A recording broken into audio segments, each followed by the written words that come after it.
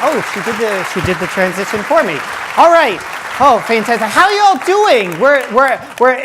It's weird because we have 7 speakers, so I was about to say this is the 7th inning stretch, but this is more like the 4th inning stretch. So you're all doing good. Here, let's do it. This is a thing, this is a teacher trick, which is, let's just take a minute. You can stretch for just a minute, maybe just do it. And here, I'll just force you to stretch by turn to the person next to you, hopefully turn to somebody near you that you don't know, and just say hello. Just introduce yourself. Just say hi. Hi, nice to meet you. No, do you want me to? I'll say hi to you. Hi, okay, that's good. All right, now isn't that nice? Now you have someone to talk to in the beer line afterwards. So, all right, all right, so that was fantastic. We've had 4 amazing speakers, we have 3 left.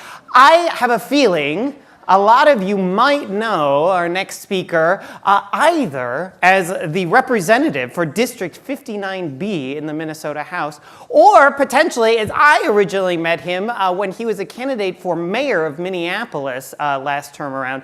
But what you may not all know, although I bet that there are quite a few people in this room that do know this, Raymond Dean actually was a graduate here of the University of Minnesota School of Architecture and started his career in that field.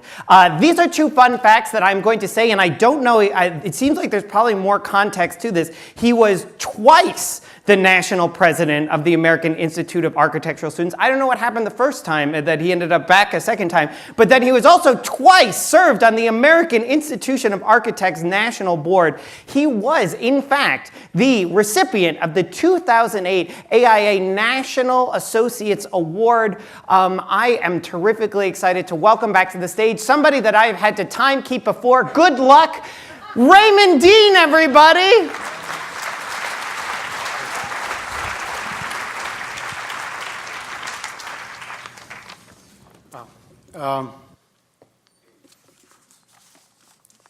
In 2008, the day after Barack Obama was elected, I received a call from the COO of the firm where I worked with the news that I was going to be laid off and that I would become one more casualty of the Great Recession, one of nearly 50% of the architecture profession in the state of Minnesota. At the time when I was applying for new positions and trying to get back into the workforce with little success, I began to get more engaged in my community. I had moved to the north side of Minneapolis in 2001 and was involved with my neighborhood board. Well, with much more time on my hands, I began to engage issues larger than just my neighborhood, including the mortgage foreclosure crisis, regional LRT planning, and criminal justice reform. This led me to a conference in Oakland, California in September of 2009. It was titled Critical Resistance Number 9. The goal of the conference and those in attendance is to dismantle the prison industrial complex. I was there as a board member of an organization called Architects, Designers, and Planners for Social Responsibility. It was during the keynote presentation one evening by a professor from the University of California and past Black Panther member, Angela Davis, when she asked all formerly incarcerated people to stand up. That day, I was confronted with my past. You see, in 1976, I was convicted of a felony burglary. At the time, I was a practicing addict. I mention this to speak to a time when my addiction took away my choices, and that often the decisions that I did make were not always the best. This oddly brings me to design and what led me to life in politics. Ultimately, it gets to the topic of choices. We all make choices in our everyday lives, and all of us make thousands of choices in the work we do in design. So in some ways, the thread in my presentation is based on choices and decision. I often say that the best preparation for my life in the legislature was my time in architecture school and time practicing in the field of architecture. It's not only the skill of synthetic thinking and design generation, but also working with multiple stakeholders to get to a solution, and utilizing an iterative process that is inherent in both design and in making policy. I never really thought that being a public official would be in my future, but I probably should have given it a bit more consideration when at the end of my architectural education, I was elected national president of the American Institute of Architecture Students.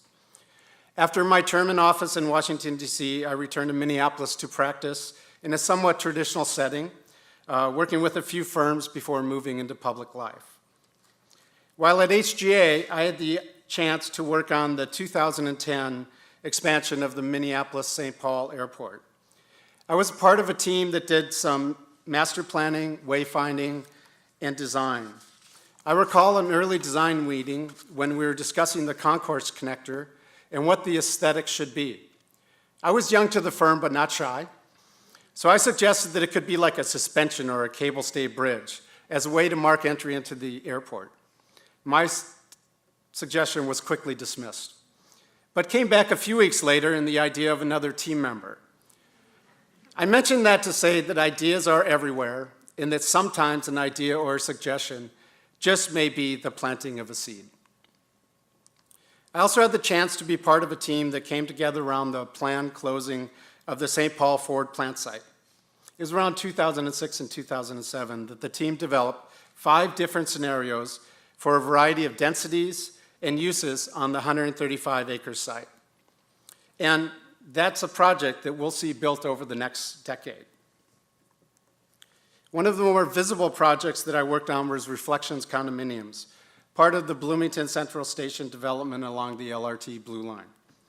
I was tasked with reconfiguring a curtain wall for the residential project designed by a previous architecture firm into a system that had a similar randomness and variation, but was also affordable for the developer to construct.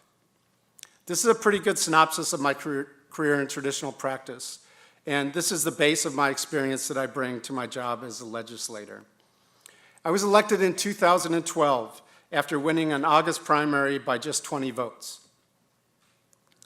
This is the place where I get to work. I consider it an honor and a privilege to represent the people of my district and to work for all people of the state of Minnesota. In 2013, I had the opportunity to press a green button to make love the law of the land in Minnesota when the state legislature passed marriage equality. In 2014, we were also able to pass a piece of legislation titled Ban the Box. It was for private employers. This law prohibits private employers from asking about a criminal record on the initial application for employment.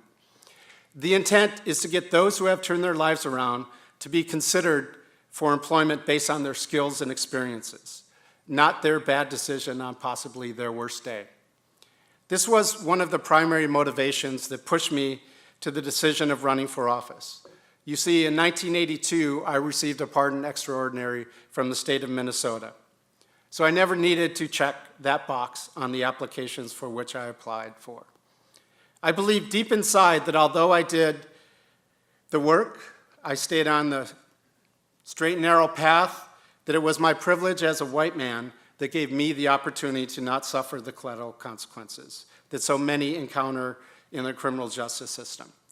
Currently, I'm working on Restore the Vote, a bill that would allow those who've made bad choices in their past to vote.